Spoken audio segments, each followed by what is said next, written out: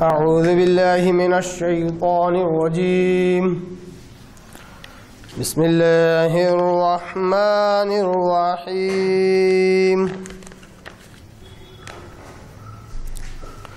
یا ایہا الناس قد جاءتکم موعظۃ من ربکم وشفاء لما في الصدور وهدى ورحمة للمؤمنين قل بفضل الله وبرحمته فبذلك فليفرحوا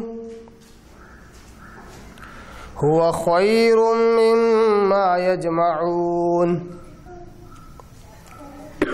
صدق الله العظيم نحمد و نصلی علی رسولہ الکریم اما بعد. تمام قسم کی حمد و ثنا، تعریف، کبریائی، بڑائی اسی اللہ وحدہ لا شریک کے لیے لائق اور زیبا ہے، جو ساری کائنات کا خالق، مالک، میرا اور آپ کا مربی ہے. اسی اللہ کے لیے ساری تعریفیں ہیں جو غفور ہے، غفار ہے، کریم ہے، ستار ہے. اسی اللہ کے لیے، اسی پیارے اللہ کے لیے ساری تعریفیں ہیں جو بڑا مہربان ہے، نہایت رحم والا ہے، جو اپنے بندوں کو اندھیروں سے نکال کر روشنی کی طرف لے آتا ہے، انہیں گمراہی سے نکال کر ہدایت کی طرف لے آتا ہے. ایسے پیارے اللہ کے لیے خوب خوب تعریف ہو. بعد اس کے آپ کے میرے آقا دو جہاں کے سردار الانبیاء پر کروڑہا کروڑ انگنت بے شمار درود و سلام ہو. صلی اللہ علی محمد و آلہ وسلم.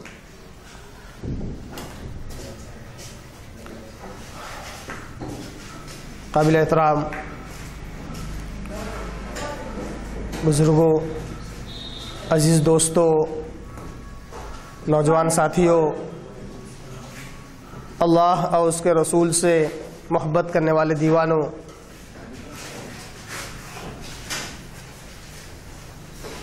آج ہم جس عنوان کے تحت یہاں جمع ہیں وہ عنوان انہی حالات سے جڑا ہوا ہے، اسی بابرکت مہینے سے جڑا ہوا ہے، اور جو چیزیں ہمارے اس شہر میں اور پوری دنیا میں واقع ہو رہی ہیں،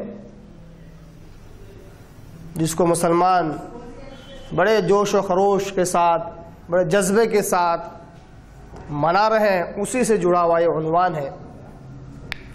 اور اسی سے جڑی ہوئی ایک میں نے آیت کی تلاوت کی تمہیداً طور پر، اور وہ عنوان ہے کیا میلاد النبی یا عید میلاد النبی منانا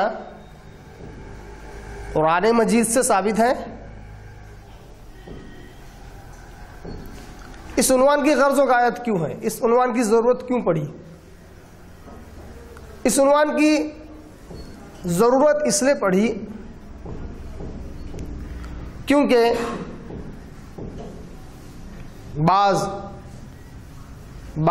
نام و نہاد دانشوران ملت انہوں نے اس بات کی جسارت کی کہ میلاد النبی کو ثابت کرنے کے لیے قرآن مجید کی آیتوں کے حوالے دیے اور کہا کہ قرآن مجید سے یہ عنوان ثابت ہے، قرآن مجید کی آیتوں سے یہ عید اور یہ جشن ثابت ہے. تو ہم نے سوچا چلیے کیوں نہ ایک تحقیقی جائزہ لیا جائے اور یہ دیکھا جائے کہ کیا واقعی عید میلاد النبی یا جشن عید میلاد النبی کیا قرآن میں اس کا کوئی ثبوت ہے، کیا قرآن مجید میں اس کا کہیں کوئی تذکرہ ہمیں ملتا ہے؟ اگر ملتا ہے تو وہ کس طریقے سے ملتا ہے؟ اور کیا اس سے استدلال کرنا درست ہے؟ اور اگر نہیں ملتا ہے، ثبوت نہیں ملتا ہے، مگر ہم جبراً اگر اس کو ثابت کرنے کی کوشش کر رہے ہیں، تو یہ ہمارا فعل، یہ ہماری حرکت کیسی ہے، کس قسم کی ہے، اور کیسی وعید اس پر آئی ہے، یہ بھی ہمیں دیکھ لینا ہے۔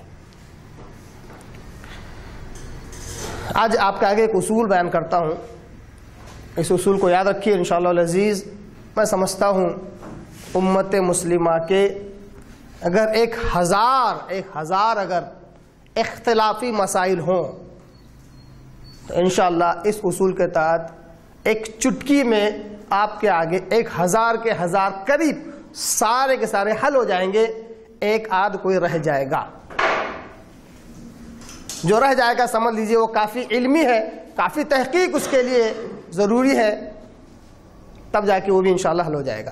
مگر انشاءاللہ کوئی بھی مسئلہ ایسا نہیں ہے جو شریعت اسلام میں قرآن حدیث کی روشنی میں اگر حل کیا جائے تو حل نہ ہو۔ وہ کون سا اصول ہے؟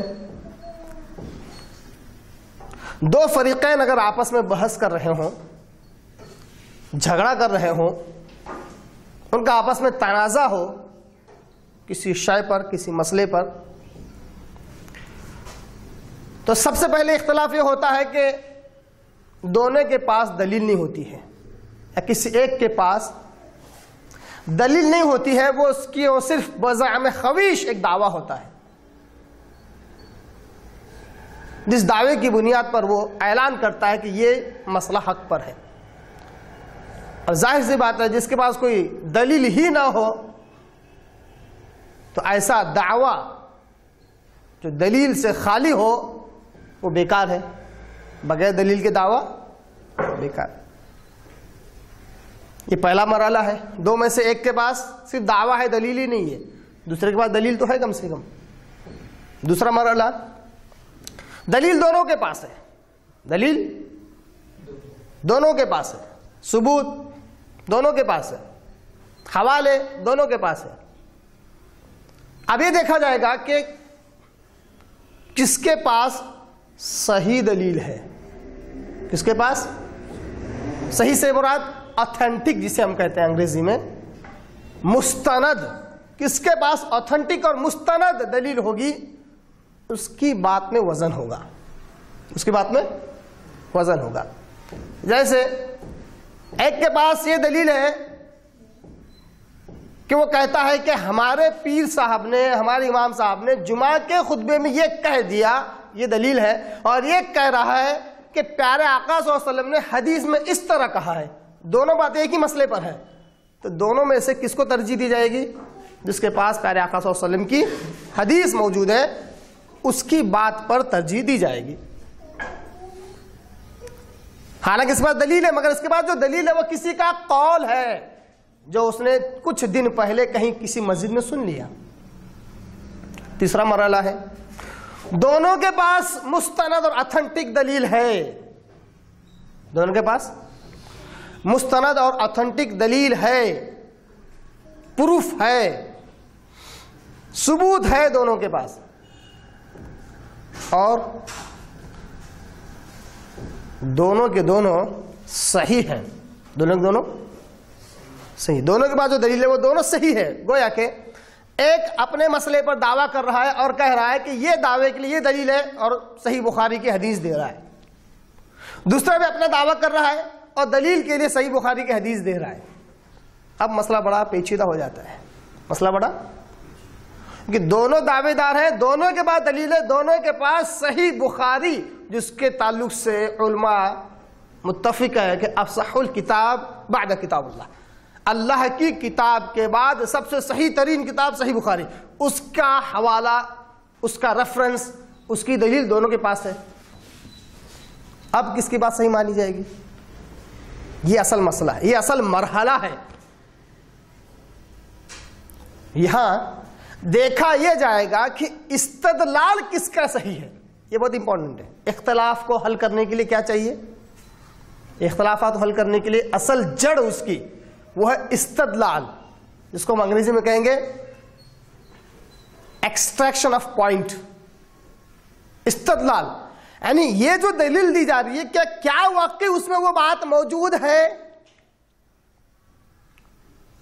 جیسے مثال کے طور پر ایک نے کہا کہ جمعہ کے خطبے کو فرض کیجیے، صرف مثال دے رہا ہوں، حقیقت میں کسی نے کہا نہیں، یہ صرف فرضی چیزیں ہیں بات کو سمجھانے کے لیے. کسی نے کہا کہ جمعہ کے خطبے کے لیے بغیر غسل کرے جانا چاہیے، اس کا دعویٰ ہے. دلیل صحیح بخاری. دلیل کیا دے رہا ہے؟ صحیح بخاری. صحیح بخاری میں کیا ہے؟ صحیح بخاری میں حضرت میمونہ رضی اللہ تعالیٰ عنہ نبی صلی اللہ علیہ وسلم کا غسل کا طریقہ بتلاتی ہے. غسل کا ہے نا، غسل ہے نہیں صحیح بخاری میں، یہ دلیل.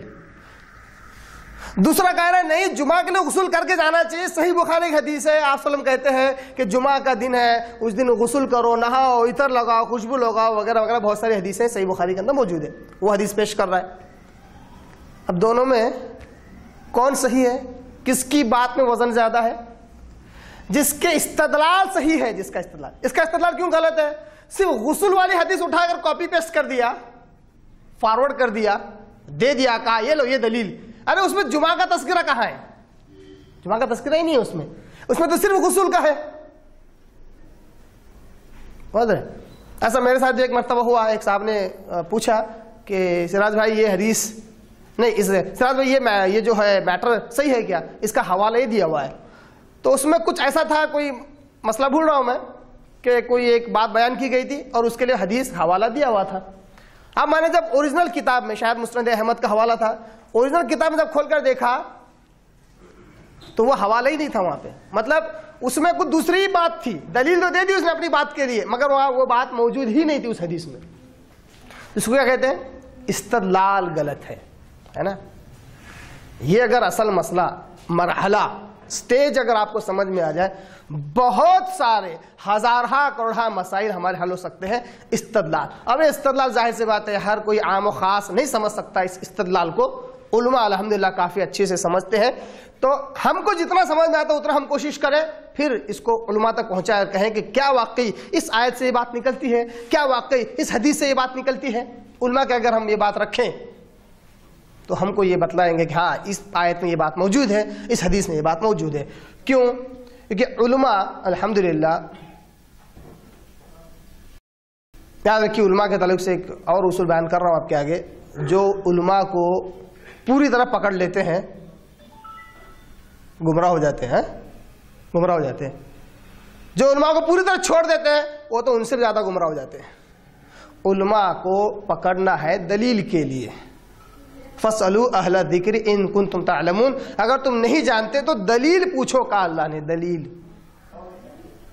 ہے نا. تو الحمدللہ علماء کو جو چھوڑ دیتے ہیں وہ گمراہ ہو جاتے ہیں. ٹھیک ہے. تو علماء کا جب آپ رکھتے ہیں تو وہ قرآن کی آیت سے جو پوائنٹ نکلنا چاہیے، جو دلیل نکلنا چاہیے، ان کے پاس اس سے جڑی ہوئی اور بہت ساری آیتیں یاد ہوتی ہیں. تو وہ سوچتے ہیں اس آیت سے مفہوم نکلے گا تو کہیں کسی دوسری آیت سے وہ ٹکرائے گا تو نہیں کہیں. اگر نہیں ٹکرا تو کہتے ہیں ہاں یہ معنی اس سے نکلتا ہے. اسی طرح کی صحیح حدیث سے اس آیت کا کوئی مفہوم تو نہیں ٹکرا رہا ہے. تو علماء ہماری صحیح رہبری کرتے ہیں. تو بات یہ معلوم ہوئی کہ دلیل دینا اصل نہیں ہے بلکہ استدلال اصل ہے. کیا اصل ہے؟ استدلال، پوائنٹ آف ایکسٹریکشن اصل ہے. آئیے ہم بڑھتے ہیں ہمارے موضوع کی طرف. باتیں ہو سکتا ہے تھوڑی سی روکھی سوکھی نظر آئے، مگر اگر اس کو سمجھ میں آ جائے کہ علم کیا ہوتا ہے تو انشاءاللہ العزیز اس قسم کے جو ہتھ کنڈے جو لوگ استعمال کرتے ہیں تاکہ بدعتوں کو فروغ دیں، بدعتوں کو ثابت کریں، انشاءاللہ ان کا پول کھل جائے گا. بہت زیادہ گہری علمی باتیں رکھنے کی کوشش کر رہا ہوں. ہو سکتا ہے کچھ باتیں سر کے اوپر جائیں، مگر کوشش کیجئے سمجھنے کی. عام فہم میں بیان کرنے کی کوشش کروں گا. اگر یہ سمجھ میں آ جائے تو انشاءاللہ شیطان کی ایک بہت بڑی چال ناکام ہو جائے گی انشاءاللہ. جس عنوان کے تحت آج ہم جمع ہے وہ عنوان ہے کیا میلاد النبی قرآن مجید سے ثابت ہے. اس تعلق سے قرآن مجید میں کچھ بہت زیادہ آیتیں نہیں ہیں کہ لوگ حوالے کے طور پر پیش کرتے ہیں اور یہ کہتے ہوں کہ اس آیت سے میلاد النبی ثابت ہے، بلکہ چند آیتیں ہیں جس کو آپ گن سکتے ہیں.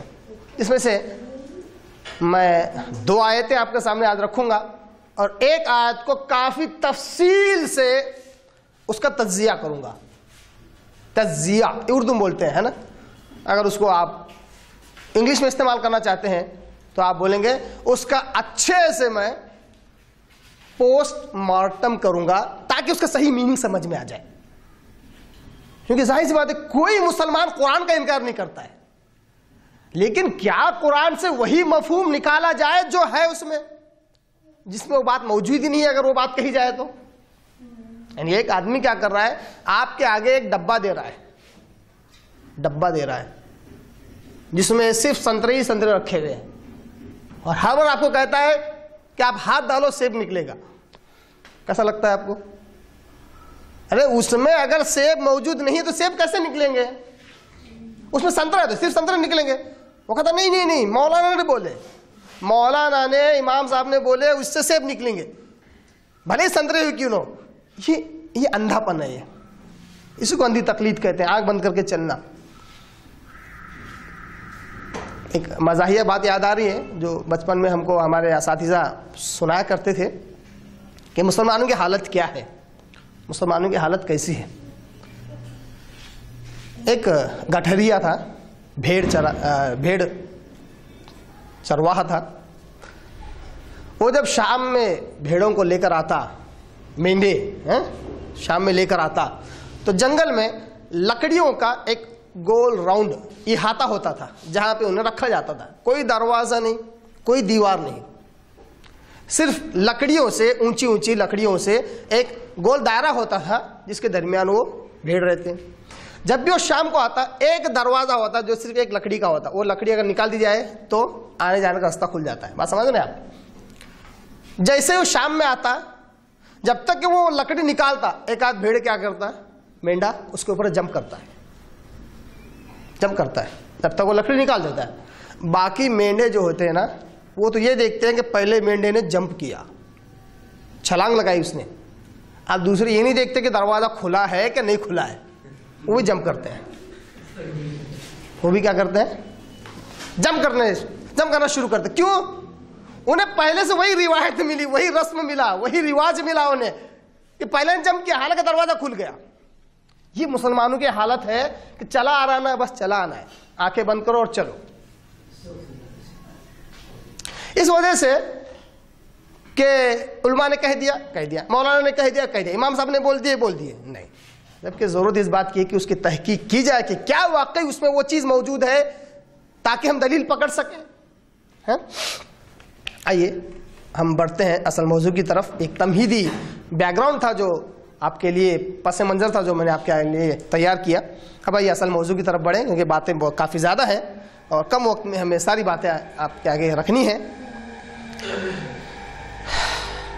قرآن مجید کی ایک آیت سورہ یونس سورہ نمبر 10 آیت نمبر 57 اور 58, 57 اور 58 میں اللہ تبارک تعالیٰ کہتا ہے, یا ایھا الناس, اے انسانوں, قد جاءتکم موعظۃ من ربکم, یقیناً تمہارے پاس آئی ایک نصیحت تمہارے رب کی طرف سے. وشفاء لما فی الصدور, جو نصیحت آئی ہے اس میں تو شفا بھی ہے, بالخصوص کن چیزوں کے لیے؟ لما فی الصدور, دلوں کی بیماریوں کو دور کرنے کا علاج اس میں موجود ہے. دلوں کی بیماری کو دور کرنے کے طور طریقے سے موجود ہے. دلوں کی بیماری کو دور کرتی ہے, وہ شفا ہے اس میں. وہ ہدا اور ہدایت سے بھری ہوئی ہے. وہ رحمت للمؤمنین, اور مومنین کے لیے اس میں رحمت ہی رحمت ہے, سکون ہی سکون ہے. رحمت لفظ کو یاد کیجیے, آپ یاد رکھیے. آپ آیت نمبر 57 یہاں پر مکمل ہوئی. آیت نمبر 58 میں 58 میں اللہ کہتا ہے, قل, اے محمد صلی اللہ علیہ وسلم آپ کہیے, بفضل اللہ, اسی اللہ کے فضل کے لیے, وبرحمتہ, اس رحمت کے لیے, فلیفرحوا, انہیں چاہیے کہ یہ خوشیاں منائیں. انہیں چاہیے کہ خوشیاں منائیں. انہیں چاہیے کہ عید منائیں، انہیں چاہیے کہ یہ جشن منائیں، انہیں چاہیے کہ یہ میوزک کے ساتھ، دف کے ساتھ خوب گائیں اور ناچیں. میں بیان کر رہا ہوں، ٹھیک ہے، کوئی حرج نہیں ہے. جب کہ فلیفرحوا کا مطلب خوش ہو جاؤ، اتنا ہی ترجمہ ہے. چونکہ یہ آیت اس دلیل میں پیش کی جاتی ہے کہ عید میلاد النبی منانا چاہیے، یہ قرآن کی آیت ہے. فلیفرحوا، لہذا اللہ کی اس فضل و رحمت کی وجہ سے انہیں خوش ہو جانا چاہیے، خوشیاں منانا چاہیے. ہوا خیر مما یجمعون، یہ بہت بڑی چیز ہے اس کے مقابلے میں جو لوگ دنیاوی اعتبار سے چیزوں کو جمع کرتے ہیں، مال و متاع وغیرہ. تو کہنے والے کہتے ہیں، بعض لوگ جو نام و نہاد کے دانشوران ملت اپنے آپ کو کہلاتے ہیں،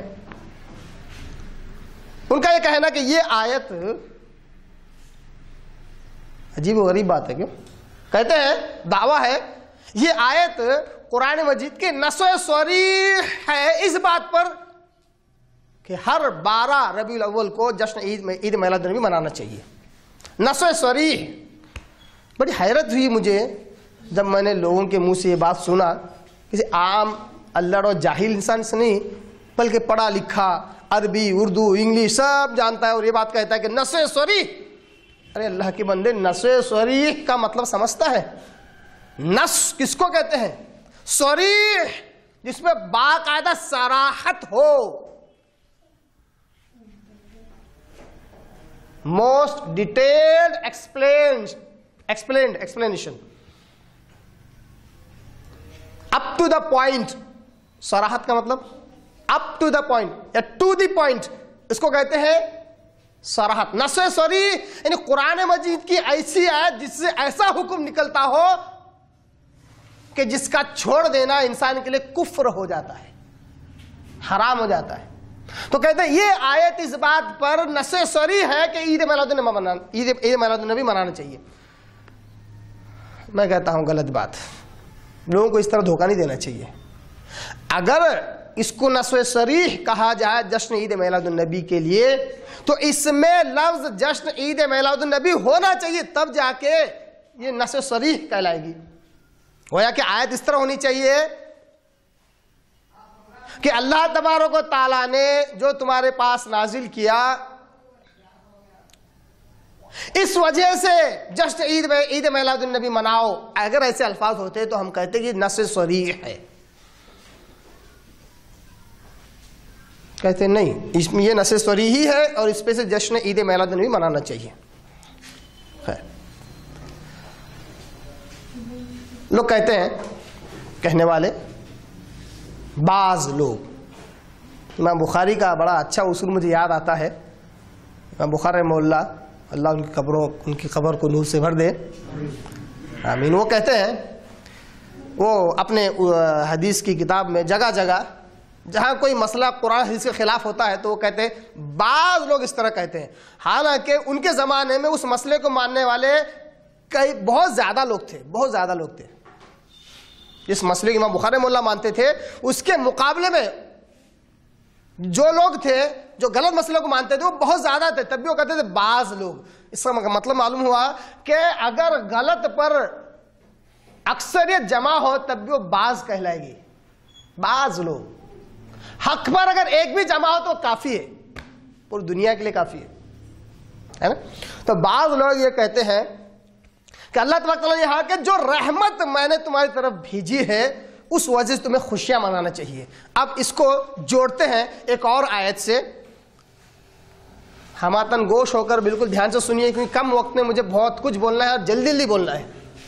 اس آیت کو دوسری آیت سے جوڑتے ہیں جو آیت ہے سورہ انبیاء سورہ نمبر 21 کی آیت نمبر 107، جس میں اللہ تبارک تعالیٰ کہتا ہے، وَمَا أَرْسَلْنَاكَ إِلَّا رَحْمَةً لِلْعَالَمِينَ. ہم نے اے محمد صلی اللہ علیہ وسلم نہیں بھیجا آپ کو، وَمَا أَرْسَلْنَاكَ نہیں بھیجا آپ کو مگر سارے عالم کے لیے رحمت بنا کر. سارے عالم کے لیے رحمت بنا کر. گویا کہ اللہ تبارک تعالیٰ سورہ انبیاء میں اپنے نبی کو کیا کہہ رہا ہے؟ رحمت کہہ رہا ہے. اوپر والی آیت میں سورہ یونس میں اللہ نے کہا رحمت کے آنے کی وجہ سے خوشیاں مناؤ. اب رحمت کون ہوئے؟ نبی صلی اللہ علیہ وسلم ہوئے. تو نبی صلی اللہ علیہ وسلم کے آنے کی وجہ سے تمہیں خوشیاں منانا چاہیے. تو اس طرح آپ صلی اللہ علیہ وسلم کی پیدائش کے دن کو جشن کا دن مناؤ. ہم اس بات پر آج بالکل بحث نہیں کر رہے ہیں کہ آپ صلی اللہ علیہ وسلم کی پیدائش کے دن کون سا ہے, ایک الگ موضوع ہے. آج ہم صرف یہ دیکھ رہے ہیں کیا قرآن مجید سے یہ بات ثابت ہوتی ہے کہ جشن عید میلاد النبی منانا چاہیے, کہ دلیل تو قرآن سے دے رہے ہیں. ٹھیک ہے, اب یہ استدلال کیوں غلط ہے؟ یہ استدلال اب آپ لفظ یاد رکھ لیجئے اس کو. استدلال کیوں غلط ہے؟ استدلال اس لیے غلط ہے کیونکہ 1450 سال کی تاریخ میں کبھی کسی مفسر نے سورہ یونس سورہ نمبر 57-58 کی تفسیر میں کبھی سورہ انبیاء کے آیت نمبر 107 کو نہیں لائے. مطلب یہ ہوا کہ سورہ یونس کے آیت نمبر 57 اور 58 کی تشریح سورہ انبیاء کی آیت نمبر 107 نہیں کرتی. وہ ہے کہ دونوں میں کوئی تال میل نہیں ہے, کوئی لنک نہیں ہے, کوئی تعلق نہیں ہے. ظاہر سی بات ہے جن میں کوئی تعلق نہ ہو وہ ایک دوسرے کا سپورٹ نہیں کر سکتے, وہ ایک دوسرے کی تشریح نہیں کر سکتے. اچھا, پھر بھی لوگ کہتے ہیں نہیں صاحب دونوں میں تعلق ہے, جشن عید میلاد النبی ثابت ہوتا ہے. دیکھ لو, موٹی سی عقل لگا کر دیکھ لو. اللہ تبارک تعالیٰ کیا کہتا ہے آیت نمبر 57 میں, یا ایھا الناس انسانو قد جاءتکم موعظۃ من ربکم, اے انسانو تمہارے پاس ایک نصیحت آئی تمہارے رب کی طرف سے جس میں شفا ہے دلوں کی بیماری کے لیے, اور اس میں ہدایت ہے اور رحمت ہے ایمان والوں کے لیے. تذکرہ کس کا ہو رہا ہے؟ کس کا ہو رہا ہے؟ قرآن کا تذکرہ ہو رہا ہے, قرآن کا تذکرہ. اسی لیے آگے اللہ کہتا ہے قل, اے محمد صلی اللہ علیہ وسلم آپ کہیے, بفضل اللہ وبرحمتہ, اللہ کے اس فضل اور رحمت. اشارہ کس کی طرف ہونا چاہیے؟ دو آیتیں میں نے اس لیے پیش کی کیونکہ جو لوگ عید میلاد النبی کو ثابت کرنے کی کوشش کرتے ہیں وہ صرف آیت نمبر 58 کو پیش کرتے ہیں. 58 کے بارے میں کہتے ہیں رحمت کے نازل ہونے کی وجہ سے خوشیاں مناؤ, اور وہ رحمت ہے رحمت للعالمین. ارے آیت نمبر 57 کیوں کھا گئے؟ یہی تو یہودیوں کی صفت تھی کہ آدھا ادھورا کھا لیتے, آدھا ادھورا بیان کر دیتے, اور یہ کہتے کہ یہ قرآن میں لکھا ہوا ہے, یعنی کہ یہ آسمانی کتابوں میں لکھا ہوا ہے, اللہ کی طرف سے کہتے. آیت نمبر 57 میں اللہ نے قرآن کا تذکرہ کیا, اور آیت نمبر 58 میں قرآن ہی کا تذکرہ کر کے کہا کہ قرآن کے نازل ہونے کی وجہ سے تم کو خوشیاں منانا چاہیے. اور آیت نمبر 107 میں اللہ تبارک تعالیٰ کلی طور پر خصوصیت کے ساتھ پیارے آقا صلی اللہ علیہ وسلم کا ہی تذکرہ کر رہا ہے نا. اور یہاں پر رحمت کس کو کہا اللہ نے؟ رحمت للعالمین, سارے جہان کے لیے رحمت ہے. کہ کیا مطلب ہے؟ آپ صلی اللہ علیہ وسلم کے آتے ہی 4 موسم سارے غائب ہو گئے, ایک ہی موسم رہ گیا. کیا موسم بہار؟ رحمت اسی کو بولیں گے نا. آپ صلی اللہ علیہ وسلم کے پیدا ہوتے ساری دنیا میں نہ دھوپ ہے نہ چھاؤں, ایک قسم کا معتدل موسم, تبھی تو رحمت ہوگا. کھانا پینا پکانا محنت مزدور سب غائب ہو گیا, آسمان سے دسترخوان اتر رہے ہیں, یہ رحمت. کیا رحمت کا مطلب یہ ہے؟ رحمت کا مطلب وہ ہے جو اسی آیت میں اللہ نے لفظ استعمال کر کے کہا وما ارسلناک الا رحمت للعالمین, اے محمد صلی اللہ علیہ وسلم ہم نے آپ کو نہیں بھیجا مگر سارے جہان کے لیے رحمت, یعنی سارے جہان کے لیے رسول. کیونکہ آپ صلی اللہ علیہ وسلم سے پہلے جتنے انبیاء آئے وہ کسی خاص جگہ کے لیے, کسی خاص لوگوں کے لیے, کسی خاص وقت کے لیے آئے, مگر میرے اور آپ کے آقا حضرت محمد مصطفیٰ صلی اللہ علیہ وسلم آئے تو ساری انسانیت کے لیے آئے, جن اور انس کے لیے آئے, قیامت تک کے لیے آئے, کوئی ٹائم پیریڈ کے لیے نہیں آئے. تو یہاں رحمت سے مراد رسالت ہے. ہم نے آپ کو رسول بنا کر بھیجا قیامت تک کے لیے, سارے عالموں کے لیے. تو رحمت سے مراد رسالت ہے. اب بتاؤ اوپر کی آیت سورہ یونس میں رسالت کا تذکرہ کہاں ہے؟ سورہ یونس کی آیت میں رسالت کا, رسول ہونے کا, نبی ہونے کا تذکرہ تو موجود ہی نہیں ہے. اچھا اگر ایسا ہی ہے, ایسا ہی دماغ لگانا ہے, ایسی عقل دوڑانا ہے, تو اللہ تبارک تعالیٰ قرآن مجید میں رحمت کے تعلق سے کیا کہہ رہا ہے پتہ ہے؟ اللہ تعالیٰ قرآن مجید میں رحمت کے تعلق سے کہتا ہے قال هذا رحمت من ربی فاذا جاء وعد ربی جعله دکا وکان وعد ربی حقا. سورہ کہف سورہ نمبر 18 کی آیت نمبر 98 میں آپ کو واقعہ یاد ہوگا کہ ذوالقرنین جب نکلے، یاجوج ماجوج جو قوم تھی ان کے، اور جو قوم جہاں پر آ کر وہ تباہ کاریاں کرتے تھے، ان کے درمیان ایک دیوار بنا دی. دیوار بنائی کہ نہیں بنائی؟ بنائی. بنانے کے بعد اللہ کا شکر کرتے ہوئے، اللہ کی حمد و ثنا بیان کرتے ہوئے کہا قال ھذا رحمت من ربی، یہ جو دیوار بنی ہے یہ میرے رب کی رحمت ہے. کیا کہا؟ اب نکالو جلدی سے ڈیٹ اور تاریخ، وہ دیوار کب بنی تھی اور جس سال وہ بنی اس ڈیٹ کو یاد رکھو اور ہر سال عید مناؤ. اللہ نے ذوالقرنین کی بنائی ہوئی دیوار کو قرآن مجید میں رحمت کہا، تو جس ڈیٹ کو وہ دیوار بنی اس کو ہر سال یاد کرو اور اس کے قصے کہانیاں سنا کہ دیکھو جب وہ دیوار بنی تھی تو ایسی اور ایسی بنی تھی، یہ ٹیکنالوجی اس میں آئی تھی، اس قسم کے فائدے تھے، یاجوج ماجوج اس طرح دور ہو گئے تھے. اس کو یاد کرو، ہر سال عید مناؤ، کیونکہ اللہ نے یہاں پر بھی رحمت کہا.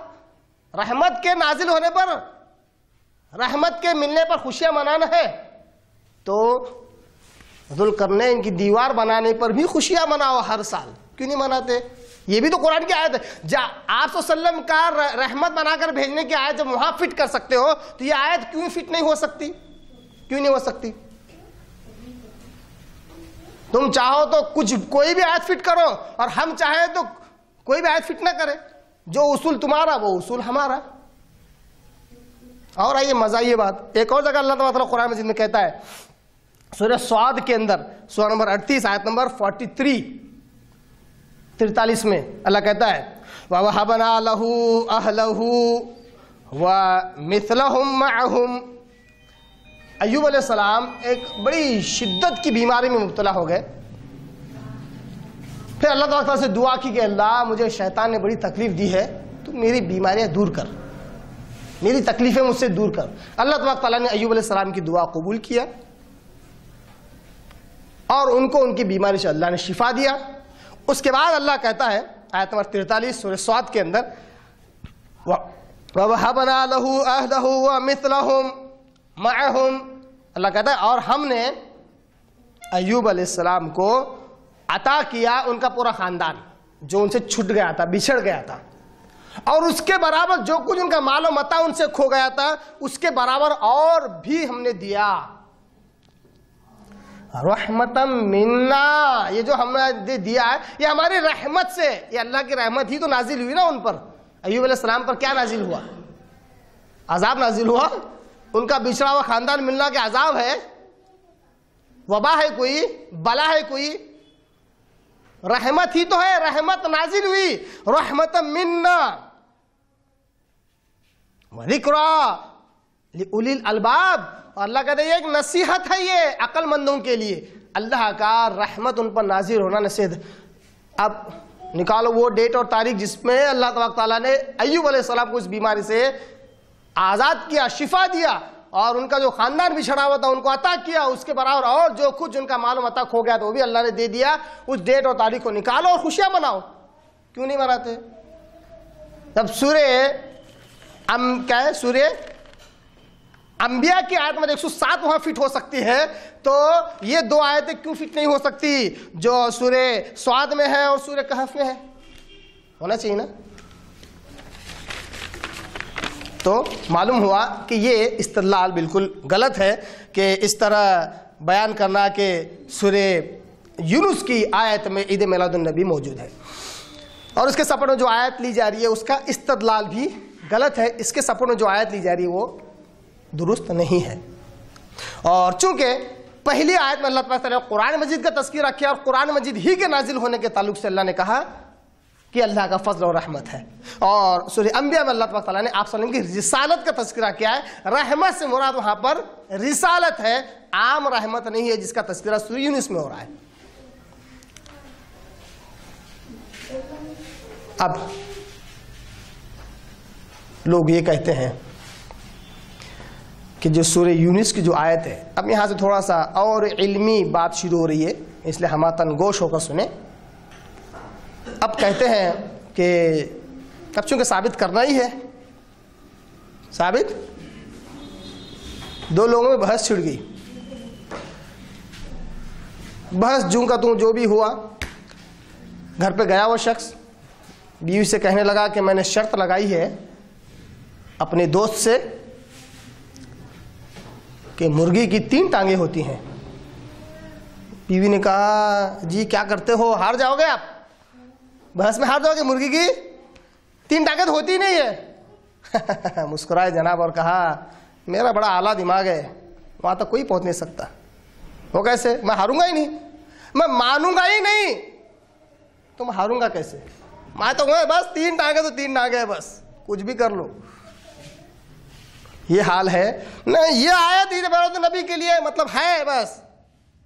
اچھا، اس میں جرأت اور جسارت ان کی یہ ہے، کہتے ہیں اس آیت کے تعلق سے حضرت عبداللہ ابن عباس رضی اللہ تعالیٰ عنہ کا قول ہے، وہ کہتے ہیں سورہ یونس کی آیت نمبر 57-58 میں، بالخصوص 58 میں، وَبِفَضْلِ اللَّهِ وَبِرَحْمَتِهِ، اللہ کے فضل اور رحمت پر خوشیاں مناؤ۔ یہاں رحمت سے مراد نبی کریم صلی اللہ علیہ وسلم ہے۔ کس کی طرف منسوب کیا؟ حضرت عبداللہ ابن عباس رضی اللہ تعالیٰ عنہ۔ حضرت عبداللہ ابن عباس جو مفسر قرآن ہے، ان کے نام پر ایک اور بات کہہ دی کہ حضرت عبداللہ ابن عباس کا یہ قول ہے۔ چلیے آج اس کی بھی تحقیق کر لیتے ہیں کہ کیا واقعہ حضرت عبداللہ ابن عباس رضی اللہ ایسا کہا ہے۔ اب آئیے قرآن مجید کا مفہوم کیسے صحیح لیا جائے اور کس طرح ایک صحیح مفہوم پر آیا جائے، سارے اختلافات ختم کر کے اس کو آج آپ کے آگے ایک ٹرائل کے طور پر میں پیش کر رہا ہوں، تاکہ آپ کو ایک آئیڈیا ملے کہ قرآن مجید کا صحیح مفہوم کیسے نکالا جاتا ہے۔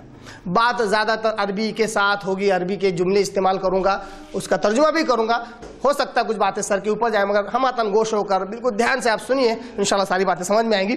کیا یہ جو آیت ہے سورہ یونس کی، اس آیت میں اس بات کا تذکرہ ہے کہ رحمت سے مراد آپ صلی اللہ علیہ وسلم ہے؟ کیا حضرت عبداللہ ابن عباس رضی اللہ عنہ کا ایسا قول ہے؟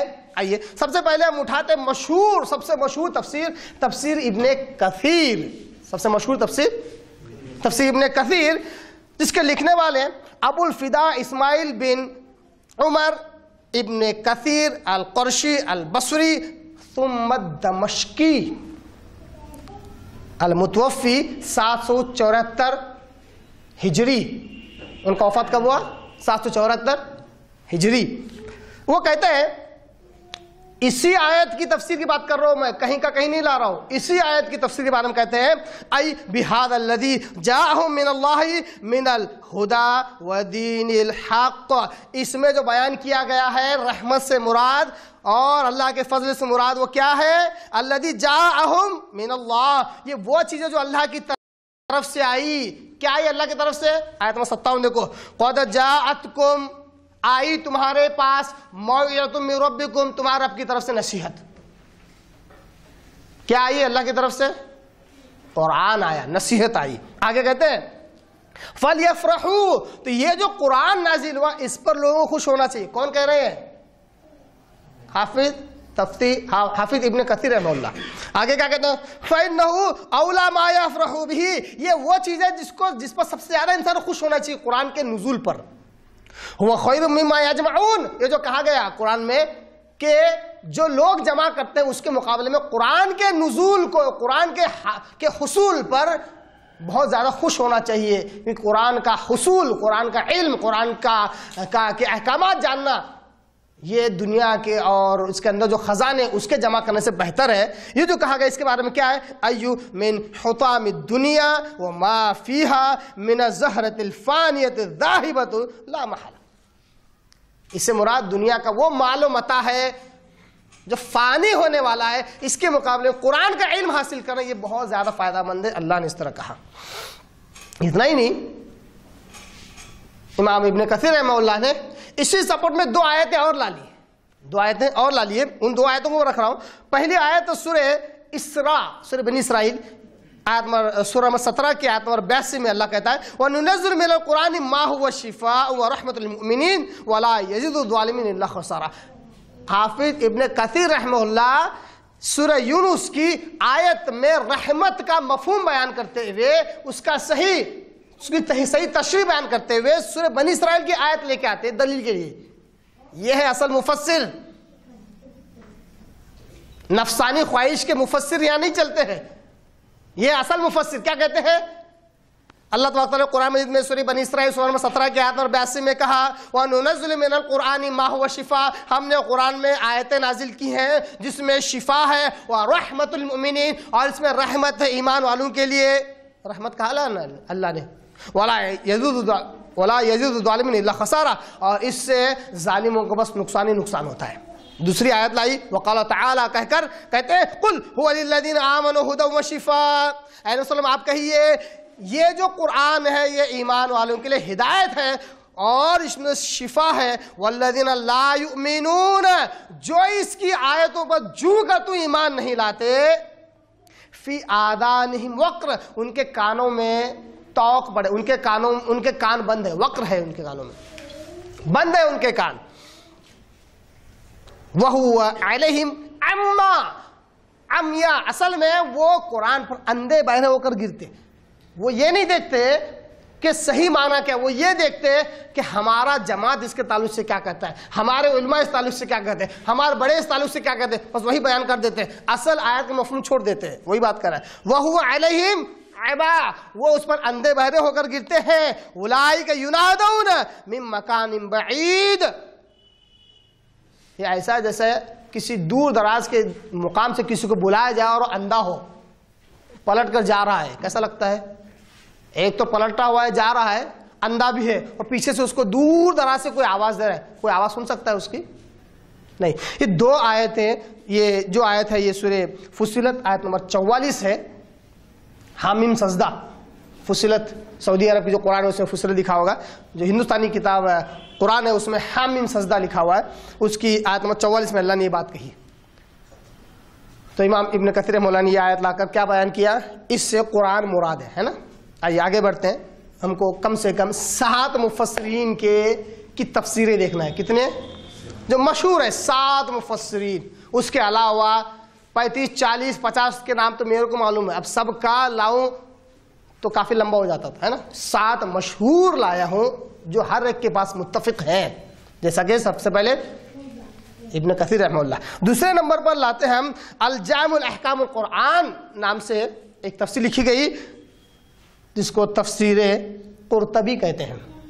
امام قرطبی رحمہ اللہ کی تفسیر قرطبی، اس میں اسی آیت کی سورہ یونس کی آیت کی تفسیر میں لکھتے ہیں، کہتے ہیں ابو عبداللہ تفسیر قرطبی، اس کے لکھنے والے مؤلف کون ہے؟ ابو عبداللہ محمد بن احمد بن ابی بکر بن فرح الانصاری الخزرجی شمس الدین القرطبی، یہ پورا نام ہے ان کا. متوفی 671 سن ہجری. امام ابن کثیر رحمہ اللہ سے بہت پہلے ان کا انتقال ہو گیا. سمجھ رہے آپ؟ 671 سن ہجری. وہ لکھتے ہیں قولہ تعالی، اللہ تبارک تعالیٰ کا یہ جو قول ہے، قل بفضل اللہ وبرحمتہ، اے رسول اللہ آپ کہیے اللہ کے اس فضل اور رحمت. یہ جو اللہ نے جو کہا اس کے تعلق سے قال ابو سعید الخدری و ابن عباس رضی اللہ تعالیٰ عنہ. ابو سعید خدری کون ہے؟ صحابی رسول. حضرت عبداللہ ابن عباس صحابی رسول، وہ کہتے ہیں عنہما فضل اللہ القرآن، اللہ کے فضل سے کیا مراد ہے؟ قرآن. وَرَحْمَتُهُ الاسلام، رحمت سے کیا مراد ہے؟ امام قرطبی رحمہ اللہ اپنی تفسیر میں کہہ رہے ہیں رحمت سے مراد اسلام. پھر اس کو کہاں سے سمجھ میں آ گیا رحمت سے مراد آپ صلی اللہ علیہ وسلم؟ کیوں زبردستی قرآن سے کچھ بھی مسائل نکال کر ثابت کرنے پہ تلے ہوئے ہو؟ بات کرنا تو اس طرح دلائل سے بات کرو، حوالہ بھی نہیں. حضرت عبداللہ ابن عباس نے کہہ دیا اس میں آپ صلی اللہ علیہ وسلم کا تذکرہ ہے. کہاں ہے عبداللہ ابن عباس کا یہ قول؟ کہاں ہے دلیل؟ اس طرح ہم بات کر رہے ہیں تو دلیل دے رہے ہیں آپ کے آگے. آگے کہتے ہیں امام قرطبی رحمہ اللہ آگے کہتے ہیں وعنہما ایضا، اور پھر وہ دونوں آگے کہتے ہیں دونوں صحابی، فضل اللہ القرآن، فضل سے مراد قرآن ہے، ورحمتہ، رحمت سے مراد ان جعلکم من اہلہ. دیکھو رحمت یہ ہے ایمان والو کہ اللہ نے تم کو اس قرآن کا اہل بنایا. اہل قرآن ہو تم، قرآن کے حاملین ہو تم، یہ تم پر رحمت ہے. ورنہ قرآن کسی اور امت کو مل سکتا تھا. اللہ نے تم کو اس کا ضامن بنایا، تم کو اس کا حامل بنایا، یہ اللہ کی رحمت ہے۔ وعن الحسن والضحاک ومجاہد وقتادہ، تابعین رحمہ اللہ کا تذکرہ کر رہے ہیں۔ فضل اللہ الایمان، فضل سے مراد کیا ہے؟ ایمان ہے۔ ورحمت القرآن، رحمت سے مراد قرآن ہے۔ میں دیکھیے یہ ساری باتیں آگے پیچھے کچھ اختلاف کے ساتھ ہوں گی، مگر میرا مقصود یہ کہ رحمت سے مراد آپ صلی اللہ علیہ وسلم ہے، کسی بھی تفسیر میں موجود نہیں ہے، یہ بات رکھنا مقصود ہے۔ تو تابعین رحمہ اللہ میں کون ہے؟ حسن، ضحاک اور مجاہد اور قتادہ وغیرہ رحمہ اللہ، وہ کہتے ہیں یہاں پر فضل، اللہ کے فضل سے مراد کیا ہے؟ ایمان ہے۔ رحمت سے مراد قرآن ہے۔ علی العکس من القول الاول، ٹھیک ہے۔ تو اس طرح امام قرطبی رحمہ اللہ نے اپنی تفسیر میں اس کا معنی اور مفہوم بیان کیا، مگر اس میں آپ صلی اللہ علیہ وسلم کا تذکرہ نہیں ہے۔ اسی طرح تیسری تفسیر ہم دیکھتے ہیں، تفسیر بیضاوی، تفسیر بیضاوی، اصل اس کتاب کا نام ہے انوار التنزیل و اسرار التأویل، یہ عربی کتاب ہے جو قرآن کی تفسیر ہے، اس کا شارٹ فارم، شارٹ نام رکھے تفسیر بیضاوی، امام بیضاوی کی تفسیر۔ امام بیضاوی کا پورا نام کیا ہے؟ ناصر الدین ابو سعید عبداللہ بن عمر بن محمد الشیرازی البیضاوی، یہ مقامات ہیں جہاں سے ان کا نام رکھا ہوا ہے۔ یہ متوفی ہیں، ان کی وفات ہوئی 685 سن ہجری۔ ان کی مشہور بہت پرانی تفسیروں کے نام لے رہا ہوں میں، 10 20 سال 100 سال 50 سال 500 سال کی نہیں۔ وہ لکھتے ہیں اس آیت کی تفسیر میں، قل بفضل اللہ وبرحمتہ بانزال القرآن، اللہ کا فضل اور رحمت سے کیا مراد ہے؟ وہ ہے قرآن کا نزول، بانزال القرآن، قرآن کا نزول۔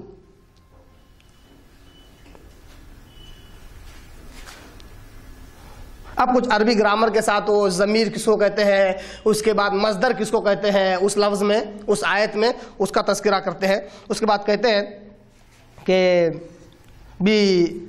وَبِفَضْلِهِ وَرَحْمَتِهِ فَلْيَعْتَنُوا أَوْ فَلْيَفْرَحُوا فَبِذَلِكَ فَلْيَفْرَحُوا، تو قرآن کے نزول ہونے پر انہیں خوشیاں منانا چاہیے، خوش ہونا چاہیے۔ اس طرح انہوں نے تفسیر بیان کی۔ تو یہ تھے تیسرے نمبر پر، اس میں بھی کیا ہے؟ قرآن کا نزول ہی اصل اللہ کا فضل و رحمت ہے۔ آئیے چوتھے نمبر ہم چلتے ہیں، چوتھے نمبر پر ہم چلتے ہیں، کس کا نام لیا جا رہا ہے کہ اس آیت میں آپ صلی اللہ علیہ وسلم کا تذکرہ ہے بول کر؟ کون صحابی کا نام لیا جا رہا ہے؟ بھول گئے؟ حضرت عبداللہ ابن عباس ہے نا، ابن عباس کہو یا عبداللہ ابن عباس، عباس ان کے بیٹے، مفسر قرآن ہے یہ۔ آپ صلی اللہ علیہ وسلم نے ان کے سینے پر ہاتھ مار کر کہا تھا اللہ انہیں قرآن کا علم دے، مفسر قرآن ہے، ان کی بھی ایک تفسیر ہے۔ حضرت عبداللہ ابن عباس رضی اللہ عنہ کی خود کی ایک تفسیر ہے، اس تفسیر کو عربی میں کہتے ہیں تنویر المقباس من تفسیر ابن عباس۔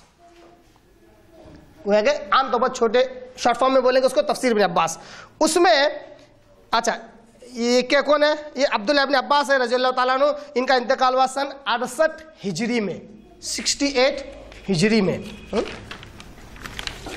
یہ اتنی ڈیٹیل آج اس لیے بولنا پڑتا ہے کہ الحمدللہ ٹیکنالوجی ہے، ایک بار ریکارڈ ہو جاتا ہے تو اس میں سن، ہجری، نام پورا ریکارڈ ہو جاتا ہے، ایک بار نہیں 100 بار سنو، 10 بار یاد رکھو، آسانی ہوتی ہے، اس لیے حوالے دے دیتا ہوں۔ تو حضرت عبداللہ ابن عباس تفسیر ابن عباس میں، تفسیر ابن عباس میں اس آیت کی جو سورہ یونس کی 57 اور 58 ہے اس کی تفسیر میں وہ لکھتے ہیں قل یا محمد علیہ السلام آپ کہیے لاصحابک اپنے صحابہ سے، بفضل اللہ اللہ کا فضل یعنی القرآن، کون کہہ رہے ہیں؟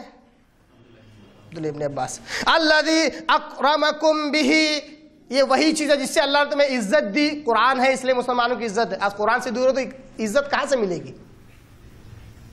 وَبِرَحْمَتِهِ، وَبِرَحْمت سے مراد کیا ہے؟ الاسلام۔ کون تفسیر بیان کر رہے ہیں اس کی؟ حضرت عبداللہ ابن عباس۔ الاسلام، وبرحمتہ سے مراد اسلام ہے، الذی وفقکم بی، جس کی توفیق اللہ نے تمہیں دی، جس میں اللہ نے پیدا کیا، فبذالک، اسی لیے، اسی رحمت، اسی فضل پر، بالقرآن والاسلام، قرآن اور اسلام، فبذالک بالقرآن والاسلام، قرآن اور اسلام کے وجہ سے، فلیفرحوا، خوشیاں مناؤ، جشن مناؤ، عید مناؤ۔ اللہ بول رہا کہ نہیں بول رہا ہے؟ کبھی منع ہے؟ قرآن نازل ہوا، سال کو سال کبھی یاد کرتے، کبھی پورے شہر میں لائٹنگ لگاتے؟ نہیں لگاتے۔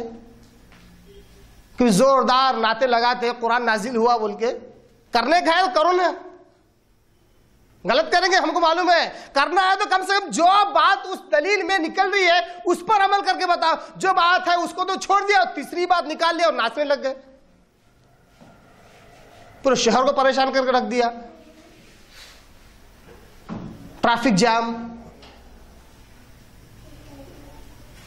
غیر مسلموں کو پریشان کر کے رکھ دیا، اور اس سے بزعم خواہش یہ جتلا چاہتے کہ دیکھو ہماری بھی قوت اور طاقت ہے۔ جس جگہ تم ہو ہندوستان میں 1 کروڑ کی آبادی میں 25 لاکھ تو صرف تم ہو، 75 لاکھ وہ ہیں، اندازہ بتلا رہا ہوں، اب کیا قوت و طاقت بتلاؤ گے اپنی؟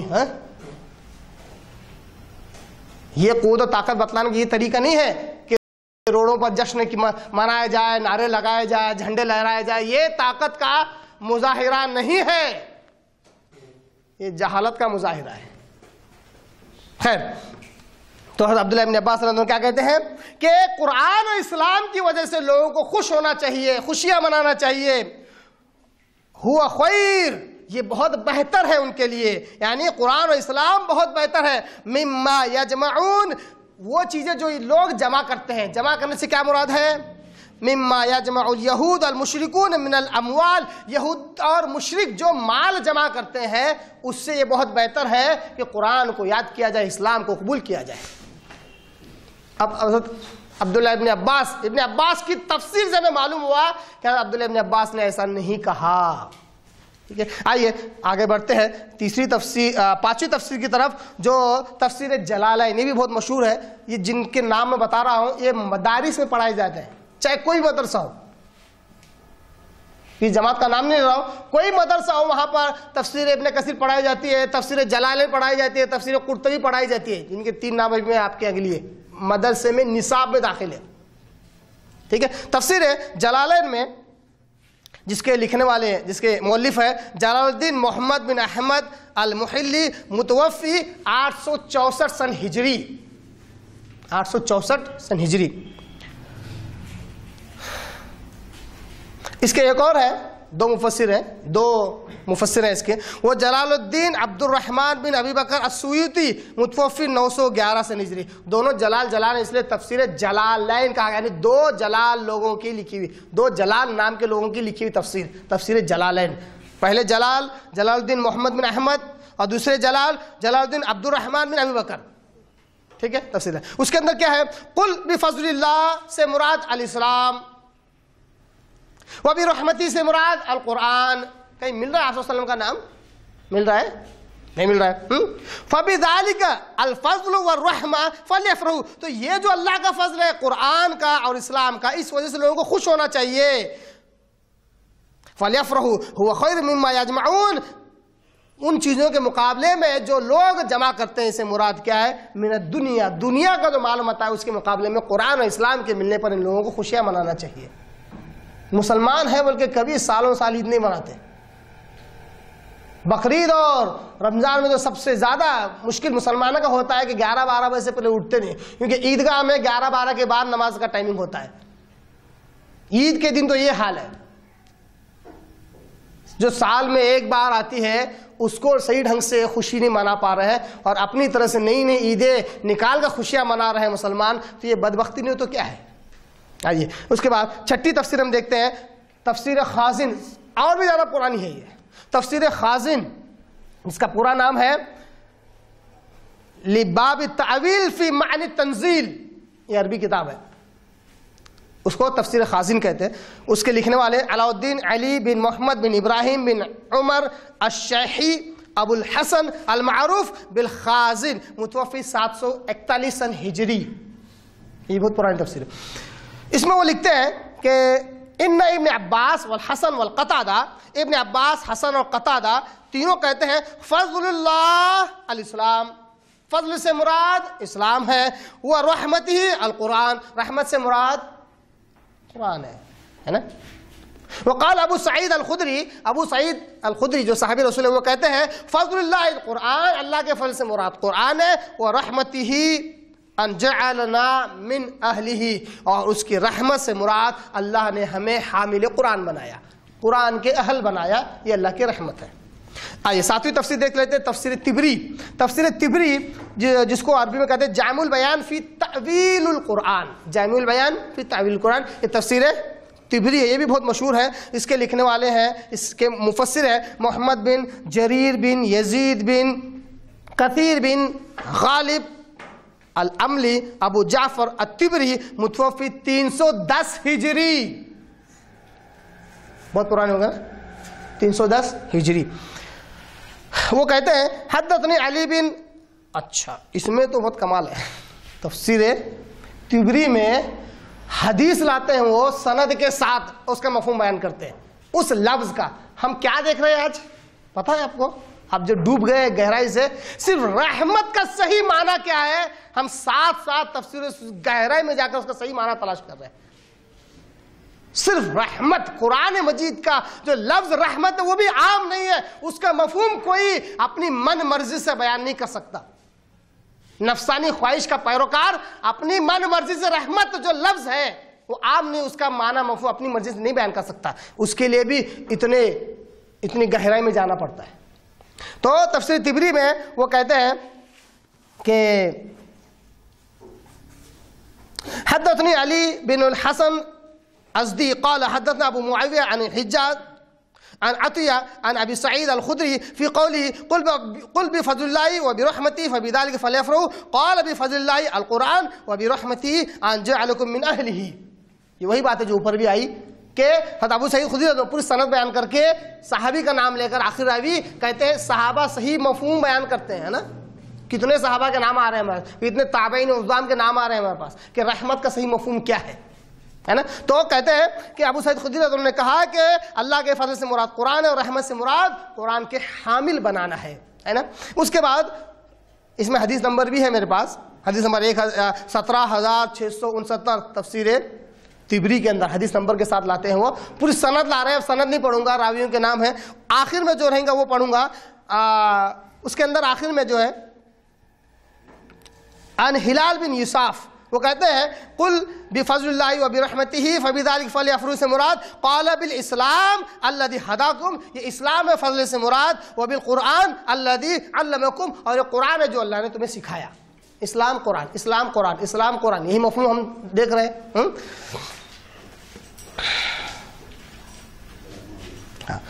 چلیے آگے بڑھتے ہیں. اس کے بعد ایک اور انہوں نے لایا سند تفسیر طبری کے اندر، وہ کہتے ہیں کہ قل بفضل اللہ وبرحمتہ سے مراد الاسلام وبالاسلام والقرآن، اور اسی پر خوش ہونا چاہیے. اور یجمعون، جو چیزیں جمع کرتے ہیں سے مراد کیا ہے، من الذهب والفضة، یعنی سونے اور چاندی ہے، اس کے خزانے جمع کرنا ہے. اس کے بعد ایک اور سند لاتے ہیں، اس کے اندر کہتے ہیں فضل اللہ سے مراد اسلام اور رحمت سے مراد قرآن. اس سند لا رہے ہیں، اس کے بعد یہ بیان کر رہے ہیں. اس کے بعد ایک اور سند لاتے ہیں اور کہتے ہیں کہ یہاں پر الاسلام اور قرآن ہے. اس کے بعد ایک اور سند لاتے ہیں اور کہتے ہیں کہ یہاں پر بفضل اللہ سے مراد قرآن ہے اور رحمت سے مراد حین جعلکم من اہل القرآن، اللہ نے تمہیں قرآن کے حامل بنایا. صرف آپ سنتے جائیے کہ کہاں کہاں پر قرآن اور اسلام کا تذکرہ ہے. اس کے بعد ایک اور سند لاتے ہیں اور کہتے ہیں فضل اللہ سے مراد القرآن اور رحمت سے مراد اسلام. صرف انٹرچینجیبل ہو رہا ہے مگر کہیں پر بھی آپ صلی اللہ علیہ وسلم کا تذکرہ موجود نہیں ہے. ایک اور سند لاتے ہیں، لمبی لمبی نام ہے اس میں، باقاعدہ میرے پاس لکھے ہوئے ہیں، راویوں کے نام ہیں. وہ سند لا کر پھر کہتے ہیں کہ فضل سے مراد قرآن، رحمت سے مراد اسلام. اس کے بعد ایک اور آخری بتا رہا ہوں، ایک اور سند لاتے ہیں اور کہتے ہیں کہ کان ابی یقول فضلہ القرآن و رحمتہ الاسلام، فضل سے مراد قرآن اور رحمت سے مراد اسلام ہے. تفسیر طبری میں پوری حدیثیں آ گئی سند کے ساتھ، اور اس رحمت کا صحیح مفہوم آ گیا، صحیح تفسیر آ گئی کہ رحمت سے کیا مراد ہے. اب آپ کہہ سکتے ہیں کہ رحمت کا مفہوم اسلام اور قرآن نہیں ہے یا قرآن اور اسلام نہیں ہے. اب آپ کہہ سکتے ہیں، سات تفسیروں سے عربی متن کے ساتھ آپ کے آگے پورے حوالے کے ساتھ میں نے بات رکھی. اب کوئی یہ دعویٰ کیسے کر سکتا ہے کہ اس میں آپ صلی اللہ علیہ وسلم کا تذکرہ ہے؟ اللہ تبارک تعالیٰ نے بڑی ہی خطرناک وعید قرآن مجید میں اللہ نے بیان کی. اللہ نے کہا قرآن مجید میں سورہ آل عمران کی آیت نمبر 78 میں وَإِنَّ مِنْهُمْ لَفَرِيقًا يَلْوُونَ أَلْسِنَتَهُمْ بِالْكِتَابِ اللہ تعالیٰ یہودیوں کی طرف اشارہ کرتے ہوئے، یہودی علماء کی طرف اشارہ کرتے ہوئے اللہ کہتا ہے کہ ان میں کا ایک ایسا بھی گروہ ہے یلوون السنتہم بالکتاب، کہ جب یہ اللہ کی آسمانی کتاب کو جب یہ پڑھتے ہیں لتحسبوہ من الکتاب، تو سننے والوں کو ایسا لگتا ہے کہ یہ قرآن میں موجود ہے۔ میں نے باقاعدہ سنے ہیں سورہ یونس کی آیت پڑھتے ہوئے کہتے ہیں اللہ نے قرآن میں کہا رحمت سے مراد عید میلاد النبی مناؤ، قرآن میں اللہ نے کہا۔ لوگوں کو یہ باور کراتے ہیں، یہ یقین دہانی دیتے ہیں کہ اللہ نے قرآن میں جشن عید میلاد النبی منانے کا حکم دیا ہے، اللہ کی طرف منسوب کرتے ہو۔ اللہ نے یہی گندی صفت کی وجہ سے یہودیوں پر لعنتیں اور پھٹکار اللہ نے برسائی، اور اللہ نے ان کی صفت بیان کرتے ہوئے سورہ آل عمران کی آیت نمبر 78 میں اللہ نے کہا کہ یہودیوں میں ایک فرقہ ایسا ہے جو اپنی زبان کو توڑ مروڑ کر اللہ کتاب کو پڑھتا ہے کہ لوگوں کو ایسا لگتا ہے جیسے وہ کتاب ہی میں موجود ہے۔ وما ہوا من الکتاب، جبکہ وہ اصل کتاب سے ہوتا ہی نہیں ہے۔ آپ دیکھیے بالکل وہی عمل جو یہودی علماء کرتے تھے آج اس مسلم امت کے علماء میں نہیں پایا جا رہا ہے۔ جو آیت میں جو مفہوم نہیں ہے اس کو بیان کر رہے ہیں اور کہہ رہے ہیں قرآن میں ایسا ہی ہے۔ آگے اللہ کہتا ہے وَيَقُولُونَ هُوَ مِنْ عِنْدِ اللَّهِ، جسارت بھی ان کی کہ یہ کہتے ہیں اللہ کی طرف سے۔ دیکھو یہودیوں کی ہو بہو وہی حرکت آج اس امت کے لوگوں میں پائی جاتی ہے۔ آپ یوٹیوب پر جائیے، جشن عید میلاد النبی قرآن سے آپ ڈالیے، آپ کو ہزارہ ویڈیو ملیں گے، بولیں گے قرآن کی آیتیں پیش کر کے کہیں گے یہ قرآن میں موجود ہے، یہ قرآن میں موجود ہے۔ تو یہودی علماء کیا کہتے تھے؟ اللہ کی طرف سے ہے۔ وما هو من عند اللہ، اللہ کہہ رہے اللہ کی طرف سے ہے ہی نہیں۔ تو سورہ یونس میں آپ صلی اللہ علیہ وسلم کا تذکرہ ہے ہی نہیں، اللہ کی طرف سے نہیں ہے۔ وَيَقُولُونَ عَلَى اللَّهِ الْكَذِبَ، اللہ کہتا ہے یہ اللہ پر جھوٹ بات کرتے ہیں، اللہ پر جھوٹ بات کرتے ہیں۔ وَهُمْ يَعْلَمُونَ، اور انہیں معلوم ہے کہ یہ معنی نہیں ہے اس کا، پھر بھی اللہ پر جھوٹ بات کرتے ہیں اور کہتے ہیں کہ قرآن میں اللہ نے کہا جشن عید میلاد النبی مناؤ۔ اللہ کے بندو جہالت سے اپنا سر نکالو اور اللہ کے نام پر جھوٹ مت بولو۔ قرآن میں کہیں لکھا ہوا نہیں ہے جشن عید میلاد النبی مناؤ۔ کیوں اللہ کے نام پر جھوٹ بول رہے ہو؟ کیوں لوگوں کو گمراہ کر رہے ہو اپنی نفسانی خواہشات کو ثابت کرنے کے لیے؟ یہ تو یہودیوں کی چال ہے، اور اسی چال کی وجہ سے پیارے آقا صلی اللہ علیہ وسلم نے بڑی پیاری حدیث کہی تھی۔ کیا کہا تھا آپ صلی اللہ علیہ وسلم نے؟ صحیح بخاری کی حدیث نمبر 3456 اور حدیث نمبر 7320 اور صحیح مسلم کی حدیث نمبر 2669 میں پیارے آقا صلی اللہ علیہ وسلم نے کہا، اس حدیث کے راوی حضرت ابو سعید خدری رضی اللہ تعالیٰ عنہ وہ کہتے ہیں ان النبی صلی اللہ علیہ وسلم، آپ صلی اللہ علیہ وسلم نے کہا قال لَتَتَّبِعُنَّ السَّنَنَ مَنْ قَبْلَكُمْ شِبْرًا بِشِبْرٍ وَذِرَاعًا بِذِرَاعٍ۔ آپ صلی اللہ علیہ وسلم نے کہا کہ اے میری امت کے لوگوں سن لو، قیامت تک آنے والے میری امت کے مسلمانوں، میری امت کے لوگوں سن لو، تم ضرور بضرور پچھلی امتوں کی پیروی کرو گے، تم ضرور بضرور پچھلی امتوں کی پیروی کرو گے، نکالی کرو گے ان کی، جس خباثت اور گندگی میں جس برائی میں وہ مبتلا ہوں گے تم بھی اسی برائی میں مبتلا ہوگے۔ میں نے ابھی جن کا کیا عوام کا نہیں، علماء کی یہ بیماری ہے کہ اسلام کے نام پر جھوٹی باتیں گڑھ کر یہ کہنا کہ اسلام میں موجود ہے، یہ علماء کی غلطی ہے، یہ علماء کا نقص ہے، گندی عادت ہے یہ۔ آپ صلی اللہ علیہ وسلم کہتے ہیں میرے امت کے علماء بھی اور عوام بھی اس سے پہلے کے لوگوں کی پیروی کریں گے۔ کس انداز سے کریں گے آپ صلی اللہ علیہ وسلم اس کا انداز ہی بتلاتے ہیں۔ کہتے ہیں شبرم بے شبرن، ایک بالشت ب بالشت، اتنا ایکوریسی رہے گی، ذراعن بے ذراعن، ایک ہاتھ بہ ہاتھ، اتنا ایگزیکٹ پیروی کریں گے اس سے پہلے کی امتوں کی۔ حتی لو سلکو جحر ضب لسلکتموہ، آپ صلی اللہ علیہ وسلم کہتے ہیں یہاں تک کہ اگر پچھلی امت کے لوگ کسی گوہ کے بل میں اگر گھس جائیں، گوہ کا بل بہت چھوٹا ہوتا ہے، اگر اس بل میں اگر وہ گھس جائے تو تم بھی اس بل میں ان کی تابعداری کرتے ہوئے، ان کی نقلی کرتے ہوئے، ان کی پیروی کرتے ہوئے، ان کی تقلید کرتے ہوئے، یہاں تقلید کا لفظ استعمال کر سکتے ہیں کیونکہ بنا سوچے سمجھے انسان مانتا رہتا ہے، ان کی تقلید کرتے ہوئے ان کے بل میں گھس جاؤ گے۔ قلنا یا رسول اللہ، صحابہ نے کہا کہ اللہ کے رسول الیہود و نصارہ، پچھلی امتیں سے مراد کیا اللہ کے رسول؟ یہودی اور عیسائی لوگ ہیں، جوز اور کرسچنز ہیں۔ تو آپ نے کہا قال فمن، ارے پھر ہے کون؟ گندی قومیں تو وہی تھی کہ سارے معجزات انبیاء کے آنے کے بعد کہتے تھے اللہ کو جب تک ہم سامنے نہ دیکھ لیں ہم تم پر ایمان نہ لائیں گے۔ یہ وہی تو قوم ہے جس کے پیچھے تم ایک بارش بہ بارش زرع بہ زرع تم ان کی پیروی کرو گے۔ آج یہ امت کر رہی ہے کہ نہیں کر رہی ہے؟ قرآن سے عید میلاد النبی ثابت کرتے ہو، یہ یہودیوں کی چال ہے، جو قرآن میں موجود نہیں ہے قرآن سے ثابت کرتے ہو، یہ یہودیوں کی چال ہے، یہودیوں کے پیچھے چلنا ہے۔ اب آپ سوچ سکتے ہیں کہ یہودی کا لبادہ اوڑھ کر کون کام کر رہا ہے مسلمانوں میں۔ آج بلا وجہ لوگوں کو اچھے بھلے حق پرست گروہ کو گمراہ کرتے ہیں، یہ یہودیوں کے ایجنٹ ہے، سعودی سے پیسہ آتا ہے ان کے پاس اور پتہ نہیں سعودی سے بہت سارے سپورٹ ملتے ہیں۔ اب آپ بتائیے، علمی انداز سے بتائیے کہ یہودیوں کا چولا کون پہنا ہوا ہے، یہودیوں کا لباس کون پہنا ہوا ہے، وہ یہودیوں کے چال پر کون چل رہا ہے؟ کون چل رہا ہے؟ یہ ایک آیت تھی جو سورہ یونس کی 57 اور 58 آیت تھی، جس میں یہ مفہوم تھا ہی نہیں، پھر بھی لوگوں نے اس کو اللہ کی طرف منسوب کرتے پیش کیا۔ یہ اصل تھی۔ ایک اور آیت ہے قرآن مجید میں، کیونکہ میرا عنوان کیا ہے؟ کیا جشن عید میلاد النبی قرآن سے ثابت ہے؟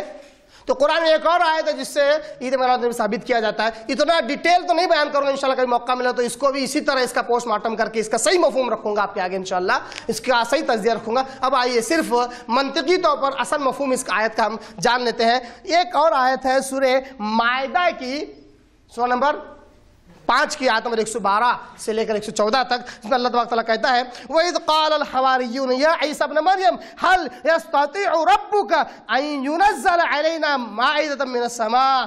حواریوں نے عیسیٰ علیہ السلام سے کہا کہ اے عیسیٰ ابن مریم، کیا آپ کا رب اس بات کی طاقت رکھتا ہے کہ ہمارے لیے آسمان سے دسترخوان اتار دے، ایک بڑا سا شین اتار دے، ایک بڑا سا برتن اتار دے جس میں کھانے پینے کی چیزیں ہو؟ قال اتقوا اللہ۔ عیسیٰ علیہ السلام جب یہ الفاظ سنے تو کہا اللہ سے ڈرو، اللہ کی طرف سے یہ کہتے ہو اللہ طاقت رکھتا ہے، ڈرو اللہ سے، اتقوا اللہ ان کنتم مؤمنین، اگر تم ایمان والے ہو تو اللہ سے ایسا مطالبہ نہ کرو۔